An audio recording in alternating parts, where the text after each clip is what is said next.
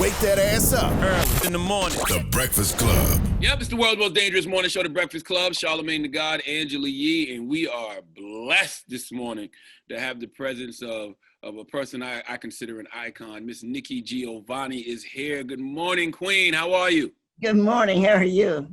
I am blessed, black, and highly favored. I love that. She's got a new book out, Make Me Rain, Poems and Prose. Mm-hmm. Thank you. And Yeah. how amazing and timely is your poem about voting? Because that has been such a heavy discussion, especially the last election. Yeah, we well, of course, and I think everybody turned out and we won, and that's very nice. I've got on pink today. I'm a Delta, and our colors, of course, are red and white. But in honor of our new vice president, I'm wearing pink and green. My mother-in-law is a Delta. Good for her. See, that's why you're a nice guy. How do you feel about the election of Senator Kamala Harris? What does that mean for black women? And you see, I have on my Kamala Harris hoodie today, Mr. Vice President. I'm speaking. Oh yeah, that's a great shirt.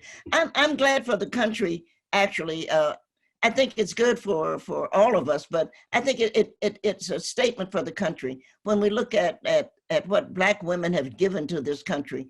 And I always go back all the way to Abigail Adams. And you remember the Adams owned slaves. Everybody did in that point. And before John was going down to put together the Constitution and actually the Federalist Papers, the woman who cooked in his kitchen, I just have to see that as a writer and as a historian. I do a lot with history. I just have to see that Black woman standing next to Mrs. Adams, who was not cooking. And I'm sure she's the one that said to Mrs. Adams, now don't forget about the women.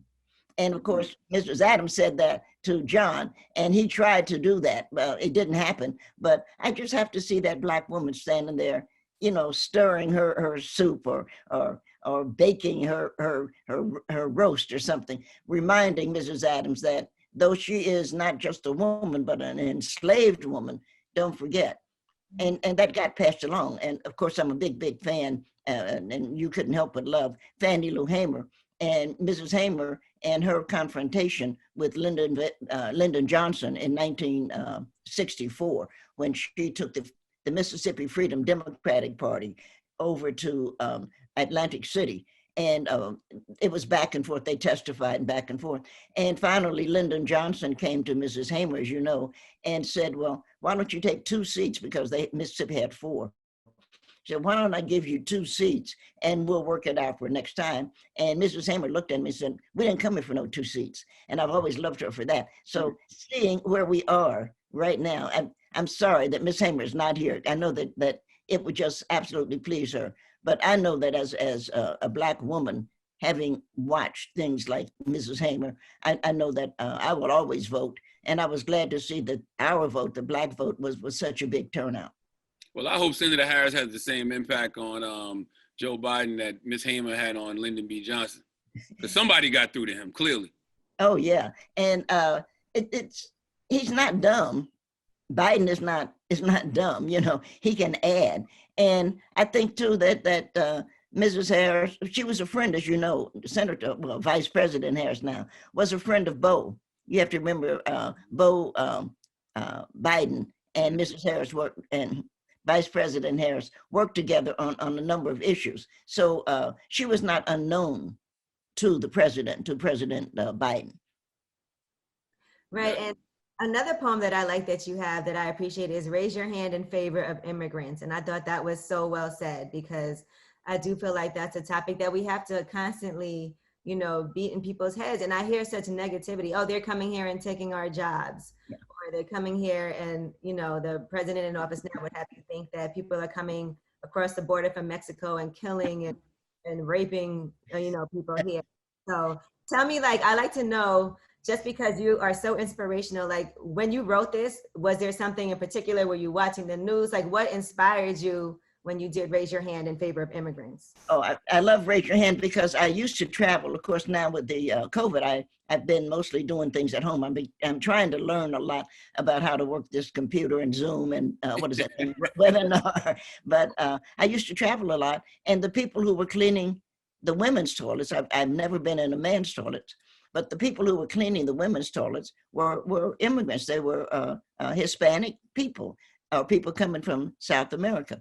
And of course, not that it made, I don't want you to think that I think I'm a big deal on this, but every time I wanted to urinate, I would go in, I'd take $1 out before I went into the bathroom so that as I washed my hands, I could put $1 in, and they used to have a little box there. And somebody complained, I know in North Carolina at Charlotte Airport, a lot of complaints, which I didn't understand why, and they had to take the boxes away. And so the next time I was in, the boxes were gone. I asked one of the ladies, my Spanish is really poor, but I said, where's the box? And she said, they make us, in other words, they made us take it. And so again, I made a point of finding the women and giving my $1. Now you say, well, $1 is not enough, but I bet you over 100 people peed. And it would have made a difference to the women. And I couldn't understand why wouldn't you want those women to have a tip? They're the ones wiping the bowl dry so that you can have that. They're the ones keeping the floor dry so that you're not slipping on it. And it bothered me. And I thought, yeah, everybody's been complaining. These people are taking my job. Well, if you want one of those jobs, raise your hand. Right. Which job are you want? Raise your hand. Let me see who wants the job. They're working to take care of their children. They're working to see to it that their children go, and again, Harris is so important here, that their children go to school. They're doing the dirty jobs that nobody wants to do. And what I really want to know, and I'm going to call later on this afternoon, I know a commissioner in DC, I want to know how many people who worked in the White House died. Now, I know that Trump didn't die, which was, one of the unfortunate things. I can see that that woman that he's married to didn't die. That half-wit that he has a son, was in Barron or something, didn't die. But I can't believe that the COVID has been going around the White House the way that it has. And the people who are cleaning, who are changing the bed every day, who are fluffing the pillow every day, I don't believe that they did not have the COVID and that some of them haven't died. And I think that that's something that I would love to see the churches in Washington, because most of the people who do work like that do belong to the church, because you have to believe in God to be bothered with that. And I want to know how many of these people lost their lives. We know that's over 250,000 or close to 250,000 people have lost their lives. But I want to know how many worked in the White House. We know that some of the Hispanic people who worked in the golf courses, we know that they got tired of hearing Donald Trump. We know that they resigned. Because, I mean, you can go back and look that up. So I'm just interested in who died in the White House, who was cooking for that ungrateful man. That's such a great point, because even with them announcing Ben Carson had COVID yesterday, it's like nobody cared. And I'm like, is it because he's black? It's like nobody cared. So I'm sure that those immigrants did go through it in the White House, and nobody's even speaking about them. They're wiping the floor up and stuff. And everybody's trying to act like it doesn't matter. Something's wrong with that. Something's wrong with that. And I just, as I said, I'm not trying to be a good person, or don't misunderstand, but it just something is wrong with the people who are doing all the work, never being cared for at all. Nobody's taking them off, to Walter Reed. Nobody's giving them any help. I don't understand that. Now, Ms. Giovanni, I want to make sure I heard you right. You said it's unfortunate that Donald Trump didn't die? Yes, I thought it was greatly unfortunate. You didn't? So you wanted him to pass away? Well, of course. It would have saved a lot of trouble that's going to come up. If I had been a Jew in Germany, I would have prayed that Hitler died. Of course, you want Trump to die, because he's gonna cause a lot of problems. He's already fired the national security director. We know when Richard Nixon, we know that when they were getting Richard Nixon, they had to tell the army and tell Kissinger, don't. If you get a call to send a bomb out don't do it. And we don't know what Trump is going to do. But yeah, you have to be worried because he's crazy and he's evil. And, you say, oh, that's not nice, Nick. I know people have said, oh, well, you can't really wish it. Well, first of all, if you're born, you're going to die. But Donald Trump is a danger, not just to America, but to the world right now. They need to take him and put him in the hospital. Because you see all these people attending his rallies and the sickness spreading and him acting like it's not a big deal and not encouraging people to wear masks and trying to take credit for everything. And so if that would have happened, it's kind of like, well, we warned you that there's this virus that could potentially kill you, and it was taking it seriously. Yeah. How many people would be saved if right now, if Trump dropped dead? See, that's not something we know. We do know. No, I'm serious. We do know. And go back to Hitler, because Hitler's the easy one. How many people? How many Jewish people? They were like 6 million Jewish people. But then we had the soldiers. I don't know if your mothers and fathers fought in World War II, but your grandparents probably did. How many soldiers had to die so that we could get rid of this guy? Think about it. Think about Dunkirk. They made a movie about it. They have a theme song about it. But people died, damn it. People's legs were blown off. People's arms were blown off. People have come back home from our current war, from Afghanistan, from Iraq. And they're coming home and they're not well. They are needing pills. They're needing physical and mental help. And it's good that Biden at least understands that. Yeah. How many people are going to die before somebody says this doesn't work? Now I'm with you. I don't like to wish death on people, but I can understand your perspective. I'm just saying for the it's not personal, because if I guess if I felt that much, I should go out and do something.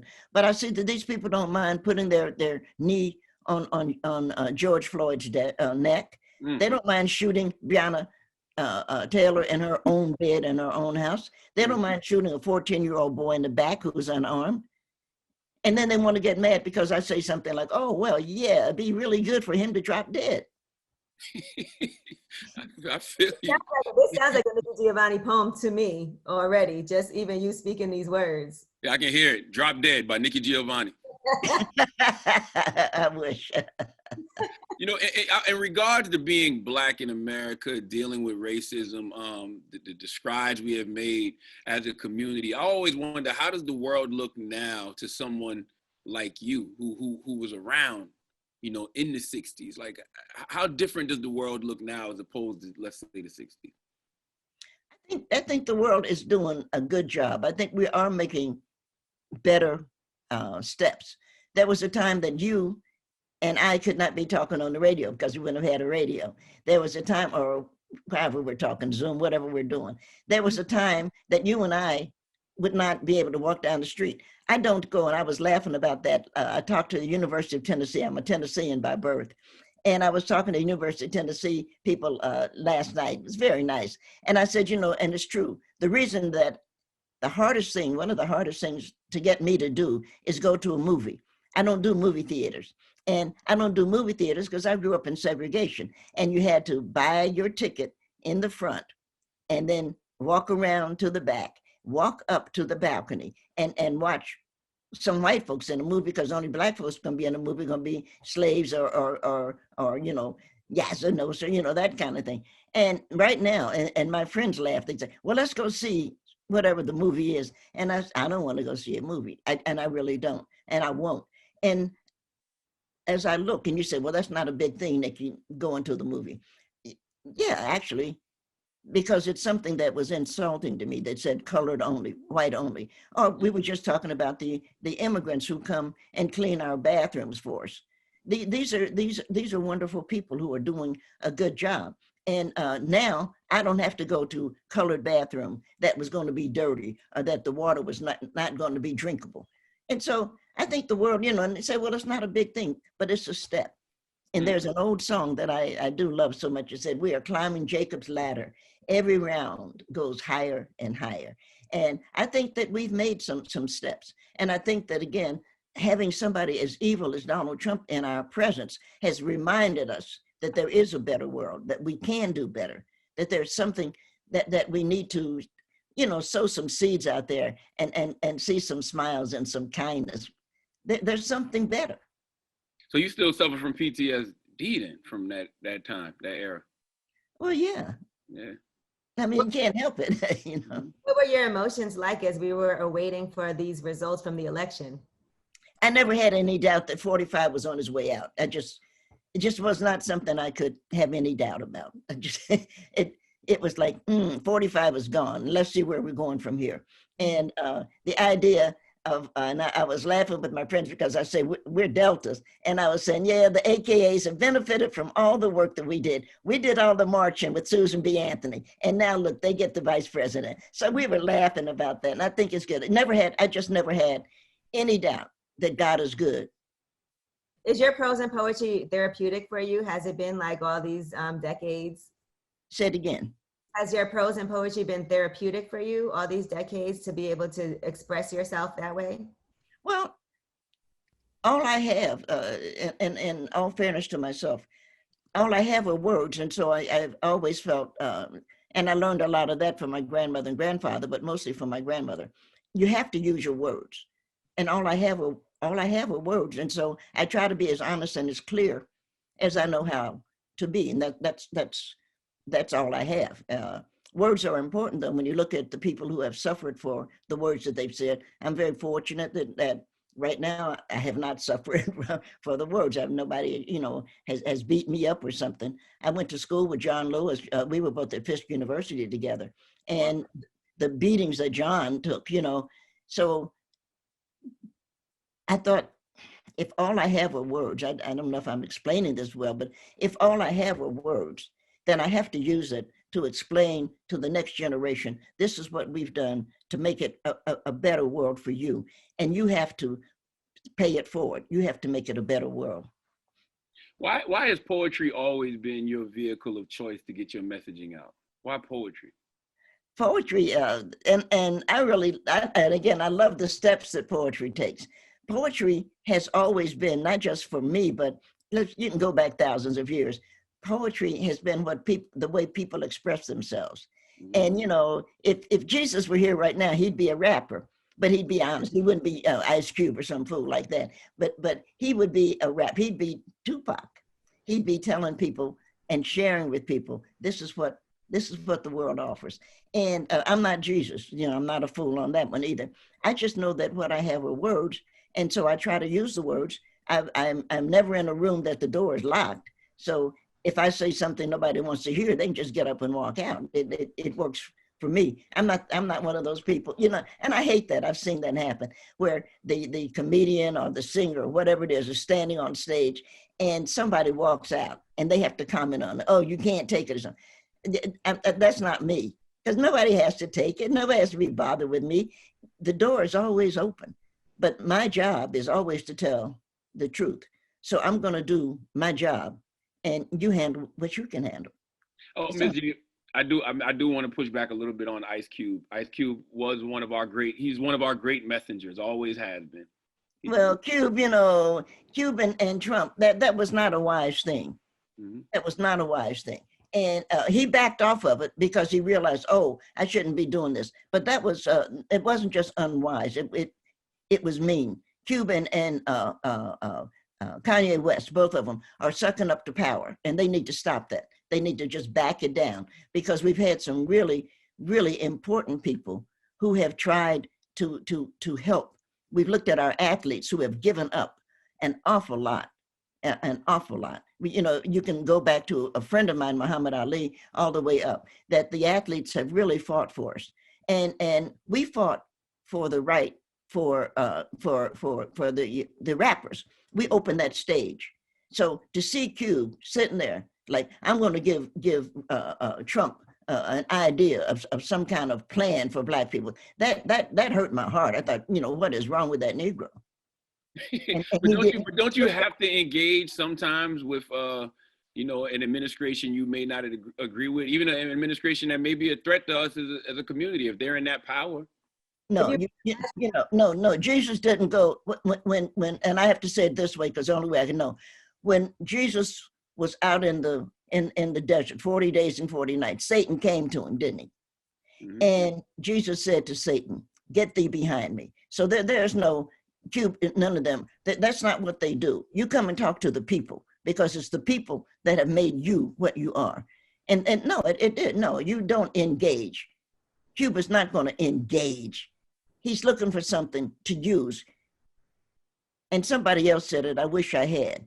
If you don't see the face of the devil, it's because you're running with him. Mm.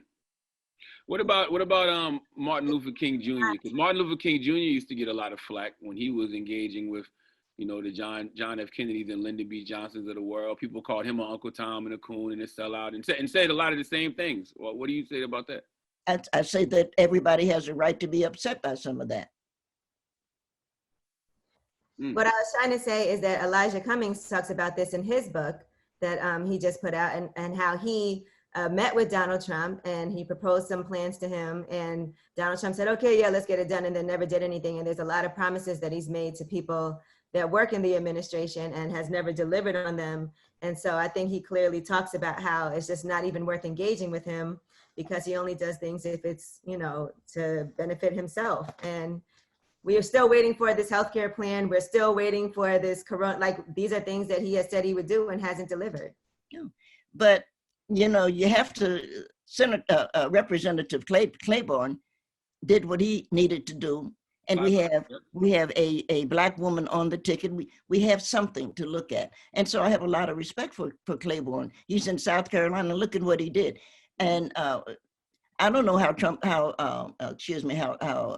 Biden is going to turn out, because they're all whatever. But I think that it's only fair when people are upset that they have a right to be upset, because we're the ones, the Black community are the ones, we're the ones that gave up their lives. We're the ones that were beaten to death, from Emmett Till on, from the people hanging from the trees that we don't know. So nobody wants to hear, well, I'm going to help you. And little Marty, what has little Marty done? So I don't mind whatever he's doing. His father got out there, and his father gave up his life, as you know. I was disappointed, if I may say so, in Bernice when Mrs. King died, as you know. The Bush people wanted to come to the funeral, but Harry Belafonte had been the person who had taken care of Mrs. King, who when Martin died, it was Harry who said to Mrs. King, don't worry, I've got the kids, don't worry about them going to college, I've got your back. He took care of those people. And the Bush people said, we're not going to come to the funeral if Harry Belafonte is there. Now, this is something something you can look up, whatever. And Bernice said, oh, and told Harry Belafonte, well, you cannot come. That was disappointing. That was disappointing. Now, she has, of course, recognized that she was a fool. And I think she's trying to do some other things. I'm not trying to judge her. I'm just saying that was disappointing. That was disappointing to watch Harry Belafonte, who had, again, pushed his career back to be a part of her father's movement, to be told he can't come to her mother's funeral. I would have told, George Bush, too bad. Right. Bush didn't mean anything to her, and Bush hadn't done anything for her. So, Ms. Giovanni, how should we engage then? Because I'm just hypothetically, and I'm glad we don't have to deal with this. If Trump would have stayed in the White House, could Black people afford to just sit on the sidelines for 4 years and not engage? I don't know. Sweetheart, I'm going to say it again, God is good. I do not know what we would do with 4 more years of Bush, Trump. I sincerely, it's like, I don't know what Italians would have done with 4 more years of Mussolini, or Germans would have done with more years of Hitler. The Russians are just making it through with Putin. I don't know. I know we've gone through a lot. I know we as Black Americans have gone through slavery, through Jim Crow, through segregation. We've gone through it. So I guess we would go through it. It would be a sad thing.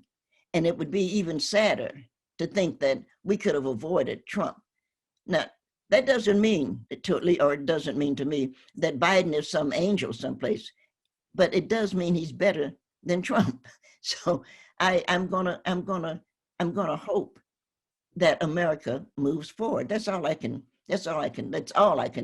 do. Absolutely. And I'm going to be as honest about watching things as I can. I was very glad to see Obama come out and help get out the vote for Biden. But more, I was very glad to see that Biden had the sense to ask a Black woman to be on the ticket. That's right. I thought that was, as she herself said, an audacious move. I thought that was a great move. And not just a Black woman, but a Black woman from an HBCU. I'm a Fisk University graduate. She's a Howard graduate. I was so proud that now we know that somebody knows that the education we have received, the communities we have built, we built something. And I love that. And she's the daughter of immigrants. So I'm very pleased to see that maybe we've moved on. Where it's going to go, I sincerely don't know. So the book is out now, Make Me Rain. I got a few more questions. I'm glad you said God is good, and I'm glad you said that, because I don't think people are giving God enough credit in this. If it wasn't for an act of God, COVID, I think Donald Trump would have won again. That may be, but as I say, you can always, that's what you like about Jesus. He may not come when you want him, but he always comes on time. I watch your conversation with James Baldwin quite often. Thank you. And it's so many gems that were in that conversation. Like you talk about the language of love. What is the language of love to you? Right now, you and I, you're like my son right now. You're probably a little bit younger than my son's age. But this is the language of love. We're honestly engaging in each other. We're honestly sharing with our community and whoever else wants to listen. We're not closing. As I said earlier, I don't lock the door, and we're not cutting off any communication here. Anybody wants to tune in can tune in. That's the language of love. We are communicating. And we are trying to help each other get through it, because it's still not going to be easy. Nobody's saying it is. If you got any sense at all, you know that what's coming is not going to be easy. That's right. But we know we can make it. We know we can do this because we've gone through worse. And I say it again, he may not come when you want him, but he always comes on time. So we know that God's got our back. Speaking about love, do you look back at your earlier poetry and how your thoughts on love has changed to what it is now? Oh, no. The first poem in Make Me Rain is a love poem. And I love it because just because you're grown up doesn't mean you're not in love, and doesn't mean that love is not meaningful. That the old-fashioned kind of love, like let's go to bed, Or there's a new book coming out, by the way, on La Belle, and I'm sure you remember La Belle. And they had a big hit, Patti LaBelle, and there used to be Patti LaBelle and the Bluebells, but Vicky Wickham came in and helped them, and they became La Belle. And they had a big hit, and it said, "Voulez-vous coucher avec moi ce soir?" And everybody, it was a big hit. And I added to that because I know a little bit of French, and that would be "s'il vous plaît." And so, I love this first poem because that's what I'm saying, that rain becomes a lot of different things, doesn't it? If it lands, if it's ice, it lands on your tongue and it cools you. It becomes a lot of things, and love does too. And so we keep looking for, how are we handling it? I'm old enough to handle it in a way different, calmer way than some of the youngsters are. But it's all love, and you're going to have to work on it. Love is not easy. You talk about something that's not easy. Love is not easy. Yeah, I don't know if you know or not, but there was such a discussion around your conversation with James Baldwin, especially the part where you said you want a man. You basically told him, lie to me the way you lied to the white man. I will always remember Jimmy's face when I said that, because he just went like, oh, because he hadn't thought about it that way, because Jimmy knew that we do lie to people who hate us. We smile at them in the morning. We do lie to the people who hate us. So if it's going to be a lie to me. I'm the one trying to make you understand I love you. I'm the one trying to have a meal for you. You know, it's fascinating when you look at history, and I love history.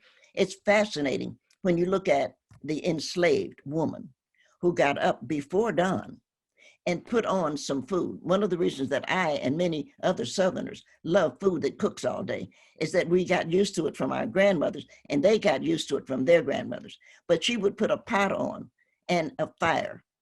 She would then go out into the field with him. They would work all day, and when they came on, came home in this little shack. And you've seen slave shacks. You've seen what they gave for Black people to live in.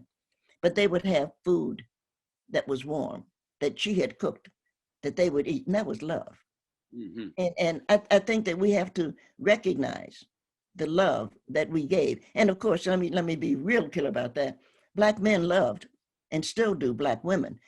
We don't have any history of Black men beating Black women during slavery. We don't have any history of that. So when did you learn it? Learned it from your oppressor. You see what I'm saying? Mm-hmm. Well, we got to do this again because I do want to do a whole topic on love. I have to go catch a flight. Yeah, so. you can step by. I got to ask her a couple more questions because I don't know when we're going to have Nikki Giovanni on. You'll come back, right, Nikki Giovanni? Oh, I'll come back anytime. Hold on, let me ask you a couple more questions, Ms. Giovanni. Okay. Because you have a quote that I love, and I wish in this era of cancel culture, more people would adopt it. You say mistakes are a fact of life. It is the response to the era that counts. Could you expound on that? Oh, no, that's quite true. People get upset when they get upset if they have the wrong boyfriend or girlfriend. They get upset if they don't get the job they thought. People get upset because they think that life should be smooth. And we all are going to make mistakes. There's a reason pencils have erasers. And one of the things that I am a firm believer in, and it's why I don't read I seldom, I shouldn't say I don't, but very seldom read my old poetry. It's because I don't mind contradicting myself. And I would say that I teach, and I'm going to go teach actually in a few minutes. I teach at here at Virginia Tech. And one of the things I try to tell my students is don't involve yourself too much in your early writing, because if you do, you'll try not to contradict yourself. If you won't contradict yourself, you won't grow. Ooh. And one of the sad things, and I knew I had the pleasure of knowing that she was my sorority sister, Aretha Franklin, but I looked at a young Michael Jackson. I knew Michael, but not like we weren't friends. And what he did as a singer, what she did actually as a singer, what Prince did as a singer, there must have been others, but I'm just going to mention a few that I'm aware of, is they kept singing the same song. And if you're singing the same song, eventually it wears you down. So we know that Prince, I'm sure you know that Prince was not, for example, a drug addict. Prince died because he had pills because of the pain. He was trying to dance. He was trying to put on high heel shoes and dance because he thought that's what people wanted. Mm. And of course, whether that's what people wanted or not, leave the door open and go out and do, because he's a great musician. It's a shame that we lost him because he wanted to be something that he had been finished with. And I'm 77.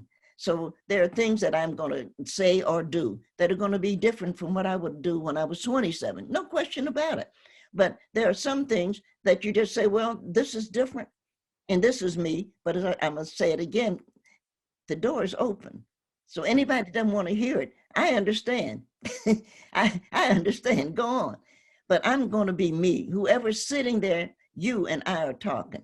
When you get tired of talking to me, the easiest thing in the world is going to happen. You're going to flip a button and I'll be gone. You see what I'm saying? Absolutely. And you can't put the pressure on yourself to be perfect. You just put the pressure on yourself to be the best you. Wow. Ms. Giovanni, thank you very, very, very, very much, man. We would love to have you on again. Oh, you know what? Do you have time for one more question? Or do you? Okay, I do. I do have time for one more question. Okay. I know you said you had to go to Virginia Tech. Show me someone not full of herself, and I'll show you a hungry person. Oh yeah. I keep trying to grasp what that quote means. Can you explain that one? Well, the first thing, and I'm always laughing about that, I'm now going to speak as a Black woman, because Black men, I think, have other issues that I probably don't know. But the first thing you have to do when you wake up in the morning as a Black woman is look in the mirror and smile at yourself. Because all of your life, all of your mother's life, all of your grandmother's life, we've been told we were ugly and we were Black. We've been told. And so the first thing you have to do is you have to train yourself. So you wake up and you smile in the mirror, you look at yourself and say, girl, you all right. Because if you don't do that, that may be the only smile you get today.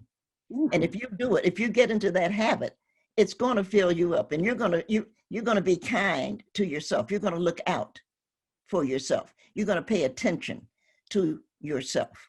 And I think that that's so important, because we've seen so many people be abused because they didn't know that they didn't have to be abused, that was not a good idea, that what they needed to do was to love themselves.